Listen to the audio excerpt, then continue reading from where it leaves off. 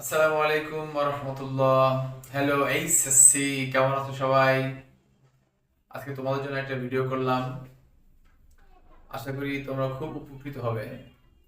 আমাদের ইংরেজি সেকেন্ড পেপারের ফ্রেজ অ্যান্ড ওয়ার্ড নিয়ে একটা টপিক আছে, সেখানে 10টা কোশ্চেন দেয়া থাকে। এক একটা কোশ্চেনে হাফ মার্ক, অর্থাৎ 10টা কোশ্চেন কমপ্লিট হলে তুমি 5 মার্ক পাবা। আশা করি আমি ফ্রেজ অ্যান্ড ওয়ার্ড যেভাবে তোমাদের শেখাবো, তোমরা যদি কেউ একটু সতর্কতার সহিত লক্ষ্য করো, একদম যে কিছু পারো না, অল্প অল্প বুঝো, সে ইনশাল্লাহ 3 থেকে 4 অনায়াসেই পেয়ে যাবে। আর যারা একটু ভালো বোঝে তারা তো 5-এ 5 পাবে ইনশাল্লাহ। যাই হোক, কথা না বাড়াই শুরু করি আমরা। Suitable phrase and words. Phrase তো জানোই, কতগুলো শব্দ সমষ্টি যার কোনো সাবজেক্ট নেই, কোনো ফিনিট ভার্ব নেই, বাট আলাদা একটা অর্থ প্রকাশ করে, ইট ইজ ফ্রেজ। আর ওয়ার্ডস কতগুলো লেটার পাশাপাশি বসে মিনিংফুল অর্থ, তাকে বলা হয় ওয়ার্ড। যাই হোক, এই ওয়ার্ড এবং ফ্রেজ এগুলো আমরা কিভাবে ব্যবহার করব সেটা নিয়ে আসলে আলোচনা করব। আস্তে আস্তে ধাপে ধাপে আমরা সবগুলা শব্দগুলো শিখবো ইনশাল্লাহ। যাই হোক, আজকে আমি শুধু দেয়ার নিয়ে আলোচনা করব। ছোটবেলা থেকে আমরা পড়েছি দেয়ার। দেয়ারের অনেকগুলো বাংলা শব্দ আছে, যেখানে, ওইখানে, যেথায়, সেথায়, ওই স্থানে, ওই স্থানে ইত্যাদি। বাট দেয়ারের নিজস্ব কোনো অর্থ হয় না আসলে। দেয়ারের পরে যে সাবজেক্ট থাকে তাকে নিয়ে সে অর্থ প্রকাশ করে।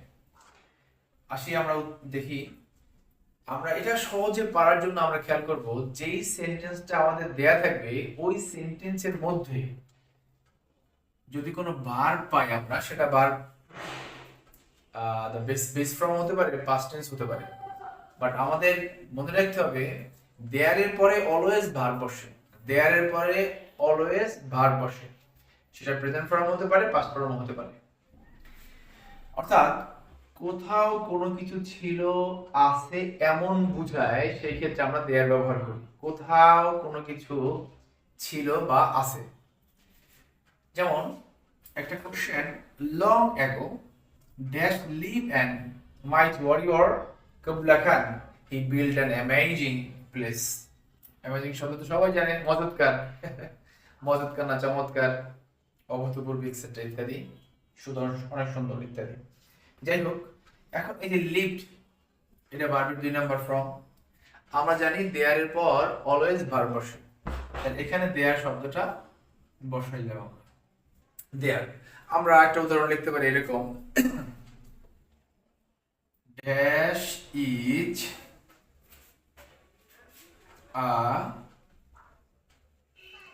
River in our village. Okay, এই যে ইজ, এটা একটা ভার্ব। আমরা জানি কি দেয়ারের পর অলওয়েজ কি বসবে, ভার্ব বসে। এখানে বেসিক একদম কনসেপ্টটা মনে রাখবা, যদি কোথাও শূন্যস্থানের পরে ভার্ব থাকে, সেটা ভার্ব প্রেজেন্ট টেন্স হোক বা পাস্ট টেন্স হোক, যাই হোক, অর্থটা যদি ভালো জানো তাহলে তো আলহামদুলিল্লাহ, যদি ভালো নাও জানো, মানে কিছু যদি বোঝো আর ভার্বটা যদি চিনতে পারো, তাহলেই একদম নির্দ্বিধায় শূন্যস্থানে দেয়ার বসাই দিবা। আশা করি বুঝতে পারছো, এবং তোমাদের সামনে বই থেকে কিছু প্র্যাকটিস করো।